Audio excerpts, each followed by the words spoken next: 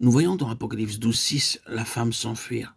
Les croyants restés sur la terre s'enfuiront pour se cacher dans le désert pendant 3 ans et demi où Dieu les nourrira. Selon Apocalypse 12:6-13, le diable vient avec 3 armes. Il séduit, il accuse et il persécute. Il séduit le monde entier avec toutes sortes de fausses doctrines. 2 Corinthiens 11:13, venant comme un ange de lumière. Il est l'accusateur des frères. Des croyants seront arrêtés, éprouvés et accusés comme cela est déjà arrivé par les communistes. Par la main des persécuteurs, des croyants seront tourmentés.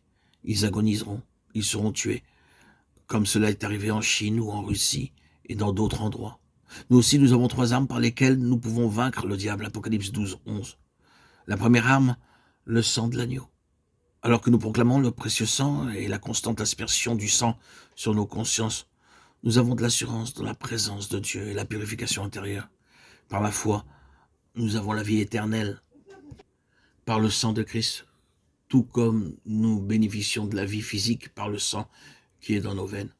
S'il n'y a pas de sang, il n'y a pas de vie. Comparez Hébreux 10, 22, 9, 14, Jean 6, 51, 58. Ceux qui mangent le pain de vie et boivent son sang vivent pour l'éternité. Par la foi, nous proclamons l'aspersion du sang pour nous purifier d'une mauvaise conscience. Par son précieux sang, nous sommes protégés de l'ennemi et de ses ruses.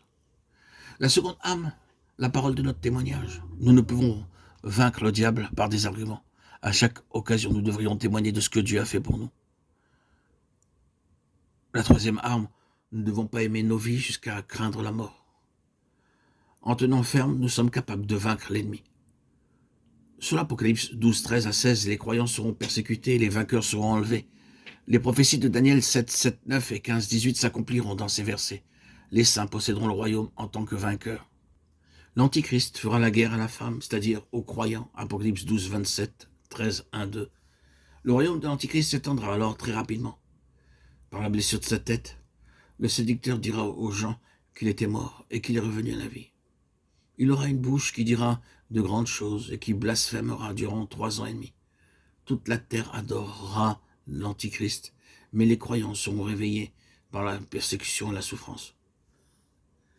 Comme le Saint-Esprit pousse les hommes à adorer Christ, de même l'Antichrist sera adoré par des hommes, encouragés eux-mêmes par de faux prophètes. Il accomplira des miracles. Nous voyons ici la Trinité satanique. L'Antichrist, le faux prophète et la bête et son image.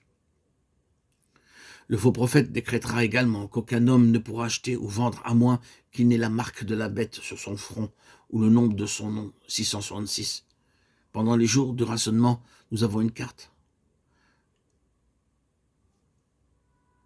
Dans certaines parties de l'Inde, des populations ont une marque sur leur front pour montrer qui ils adorent. Et dans ces jours à venir, les hommes devront avoir la marque de la bête ou son nom, ou le nombre de son nom pour acheter ou vendre.